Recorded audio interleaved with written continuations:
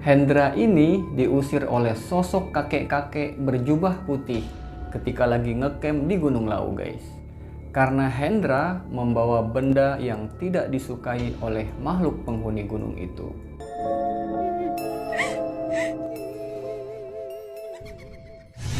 Hai guys, Assalamualaikum warahmatullahi wabarakatuh. Kali ini kita akan membacakan kisahnya Hendra ketika mendaki ke Gunung Lau. Jadi guys, Hendra ini diusir oleh sosok kakek-kakek berjubah putih dari Gunung Lau ketika dia hendak bermalam di Gupak Menjangan.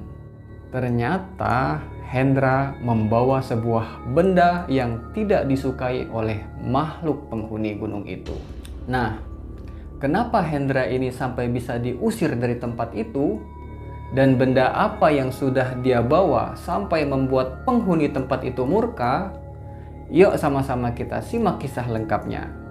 Tapi sebelum masuk lebih jauh, seperti biasa, buat kalian yang belum subscribe, silakan tekan tombol subscribe karena akan ada video-video baru yang bakal membuat kita merinding. Jadi, Hendra dan Dori ini adalah salah satu anak band asal Jakarta yang hendak mencari inspirasi buat menulis lirik lagu untuk band mereka di Gunung Lau. Mereka juga adalah sama-sama pendaki pemula yang baru saja pertama kali menginjakkan kakinya ke Gunung Lau. Nah, di pendakian itu Hendra berangkat dengan membawa sebuah benda. Benda ini adalah milik abangnya yang berbentuk keris kecil berwarna kekuningan dan dibungkus dengan kain putih. Yang menurut abangnya, benda itu adalah sebuah jimat dengan harapan bisa menangkal segala gangguan dari makhluk halus penghuni gunung itu. Singkat cerita, setelah mempersiapkan segala keperluan, berangkatlah mereka dari Jakarta menuju base camp Candi Ceto, Gunung Lau, dan tiba di base camp sekitar jam 10 siang. Selesai melakukan simaksi, sekitar jam setengah 11, perjalanan pendakian pun dimulai.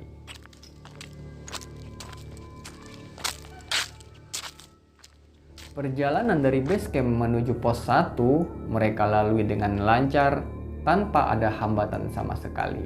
Tapi ketika hendak melanjutkan perjalanan menuju pos 2, tiba-tiba Hendra mukanya tampak pucat banget. Punggungnya pegel dan seluruh tubuhnya mendadak lemas. Ternyata guys, yang membuat dia pucat dan lemas adalah tas ransel yang dia bawa. Entah gimana, tas ransel yang tadinya enteng-enteng aja, tiba-tiba jadi berat, dan beratnya pun sangat tidak wajar.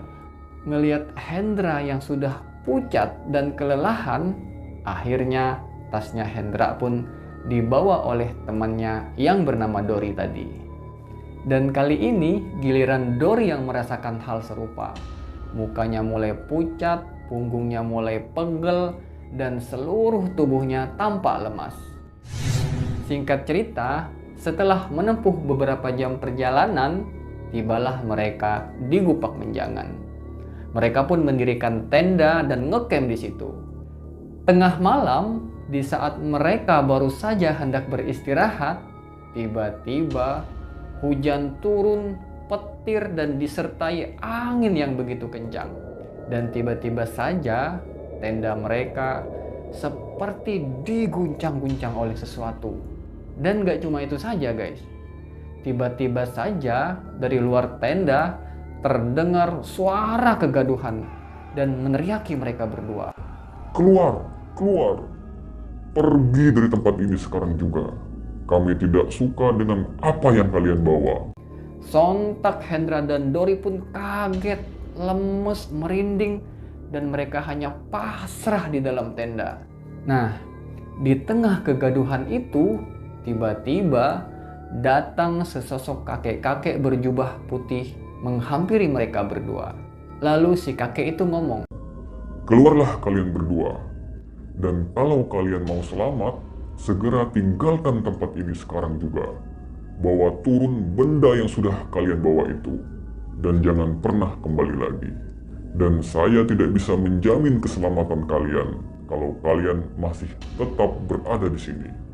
Akhirnya, tanpa pikir panjang, malam itu juga Hendra dan Dori pun berkemas dan segera turun meninggalkan tempat itu untuk kembali ke base camp. Dengan wajah yang sangat pucat dan kedua lutut yang gemeteran karena malam itu adalah malam yang paling menakutkan buat mereka berdua. Di sepanjang perjalanan turun, segala teror pun mereka rasakan. Mulai dari suara-suara aneh sampai penampakan makhluk yang paling menyeramkan mereka temui di sepanjang perjalanan. Dan Hendra sempat beberapa kali jatuh terguling-guling akibat jalanan yang terjal dan begitu licin. Sampai akhirnya dengan sekuat tenaga mereka pun meneruskan perjalanan turun sampai tiba di base camp. Setelah turun dari gunung itu, dikabarkan kalau Hendra mengalami sakit hingga 2 bulan lamanya. Dan dia sering melamun sendirian, bahkan berhalusinasi seolah-olah dia didatangi oleh sekelompok prajurit kerajaan yang hendak membawanya. Dan teror itu terus terjadi berulang-ulang, sampai akhirnya dia dibawa ke seorang ustadz untuk diobati. Dan alhamdulillah, lambat laun Hendra pun berangsur-angsur pulih dan dapat beraktivitas seperti sedia kala. Hanya saja sifatnya jadi lebih pendiam dari sebelumnya. Oke guys, itu tadi kisahnya Hendra ketika mendaki ke Gunung Lawu membawa sebuah benda terlarang. Gimana menurut kalian guys? Apa pelajaran yang bisa kita ambil dari kisah Hendra ini? Mungkin salah satunya, jangan mempercayai atau menggantungkan suatu hal kepada benda yang justru benda itu malah membuat dia celaka.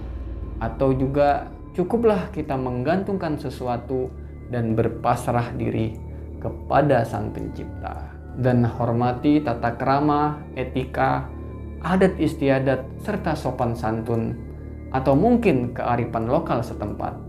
Karena seperti yang kita ketahui bahwa adab berada di atas ilmu.